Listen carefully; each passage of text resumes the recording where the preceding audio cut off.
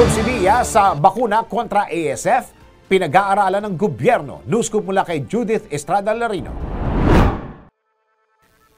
Pinag-aaralan ng gobyerno ang posibleng pag-subsidize sa pagkakasanang bakuna kontra ASF o African Swine Fever. Ayon kay Agriculture Undersecretary for Livestock Geogracias Victor Saveliano, dapat na matapos muna ang mga protocol bago magawa ng proposal para sa dagdag na benepisyo kung uubrang tumulong ang gobyerno. Pero first, dapat yung vaccine na sinasabi nila, dapat tapusin lahat ng mga protocols, ayusin muna lahat bago natin gawan ng proposal for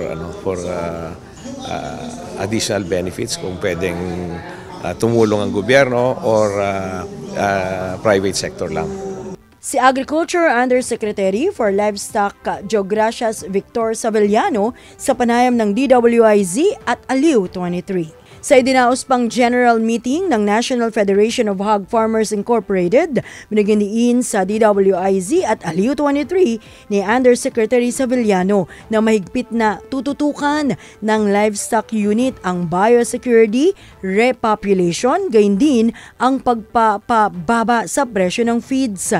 Tinakpa ni Undersecretary Saveliano sa mga miyembro ng NatFed na hahanap ng paraan ng DA para makabuo ng mga programang hihimok sa mga agri-businessmen, agripreneurs at rural farmer families na isulong ang anumang uri ng livestock farming na maaaring maging pangkabuhayan na rin.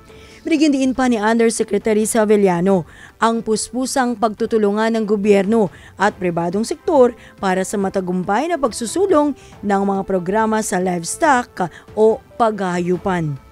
Yan ang aking News Scoop. Ako, si Judith Estrada Larino, nagbabalita ng tama, naglilingkod ng tama.